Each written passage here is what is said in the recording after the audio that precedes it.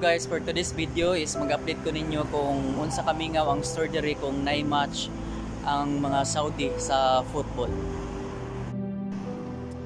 So guys, mao ni ang update diri sa mga karsada kung naidua ang Saudi sa football kung unsa kamingaw. Mao ni makita ninyo. Yan.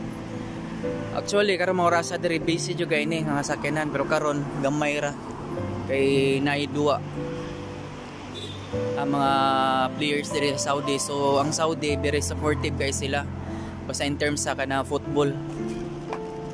Kay mao ginang ilang silbi kuan nila gidire ba the best nga games diri football. So mao ni karon mingaw kay ang mga karsada diri kay naidua sila Saudi. Yan, kasamahan ko yan.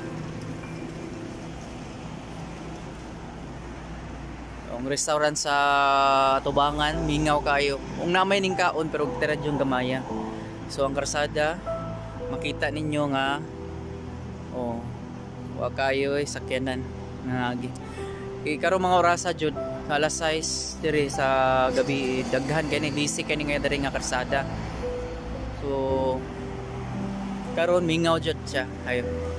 Timo ang mga among shop mo ni ang shop namo. Karon wa pa jud customer. Nagpaabot na mi og mga 2 hours kape.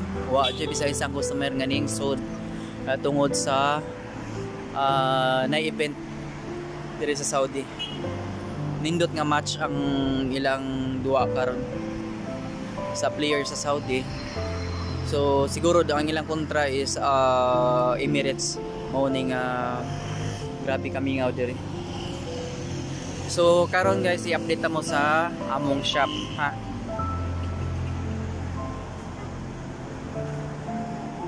So musud ta sa among shop.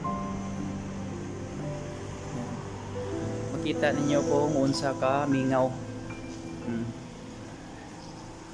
Ang among reception nara diha way gibuhat kay pati mingawa.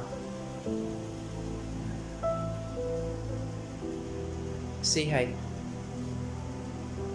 Kalbo. Hi. Mo na reception namo. Mingaw kayo. So nagalingkod lang dyan yung mga kwandere. Ayan.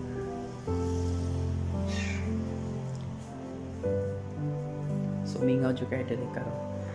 Wala mga kwarto. Sobra kami mo. Wala mong stickball.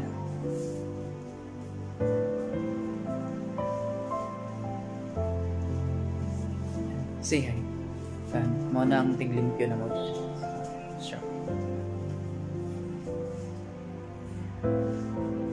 So padung ta sa ato ta babaw sa second floor.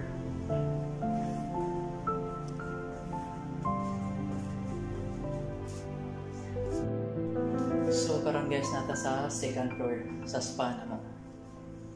So mo ni second floor na mo. Yan.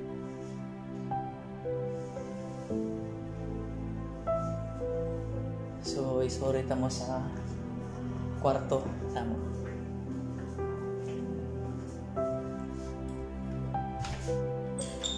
Nagdiyo pang kauban.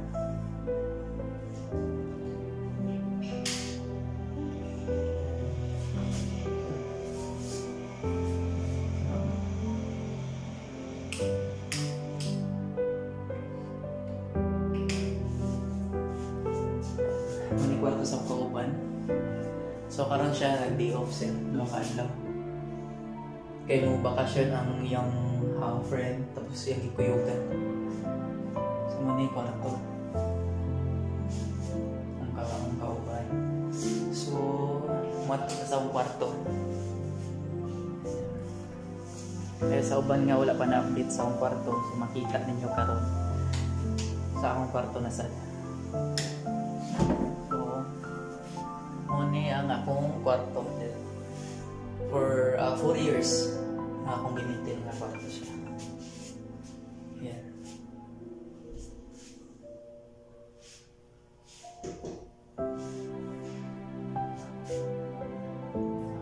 mauni siya.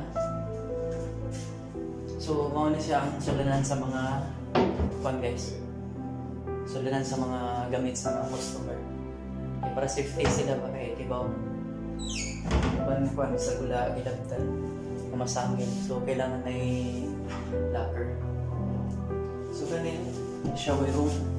Mo niyan shower room. Kung humanog massage, so mostly sa mga customers maligo sila. So di para sa Pilipinas, hindi na ito paligoon kay bawal.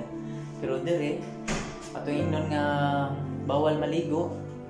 So ingnon na nga kaliwali. So ang paligoon sila kay customer sila. So ganahan sila maligo, paligoon. So bawal no. Pati mabuhat kay customer na kailangan ng demand. So paliguan. Kaya sa Pinas, after 1 hour o 2 hours o 6 hours pa sa Pinas ang atong advice, diba? Hindi pwede maligo within that time. Di pa mabuto 5 hours o 6 hours. So dili, mostly maligo sila. So matay mabuhat sa paliguan na to, diba? At least nga advice na nila. So sorry na mo sa diri room number sa tenta muna room number 10 muna room number 10. So ang kuan na nitagian ni wala siya kuan kayo pa hindi ko rin siyang kwarto. Sa una nindot yung kwarto ba pa decoration iyang butang decoration karon lang ko na. Okay. I-renovate na nasa siya mga kwarto.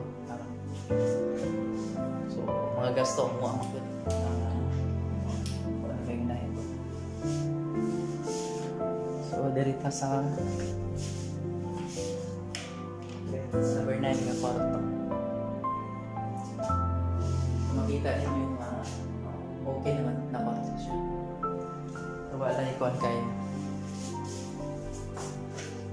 Niya butang yung mga bulak. Ikaw po yung tagihan ito. Siyempre na-adyo yung mga locker. Ready na to. Ready na. Para safety ang safety sa nga mga therapist. Hindi na mapasangindan. Nga gilabda na to ang ilang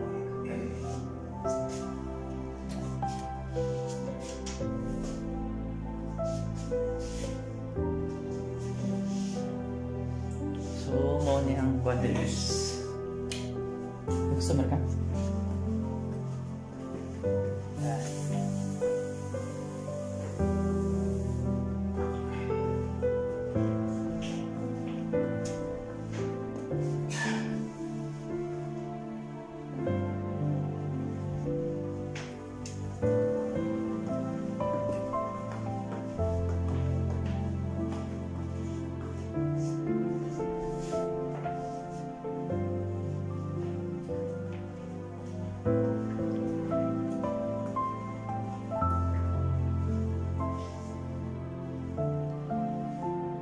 So guys, diri lang takutob sa atong video guys. So wala pa naka-subscribe diha, please subscribe, like and share, and hit the notification bell and select all para update ka mo sa mga susunod na mga video ko. Thank you guys, salamat.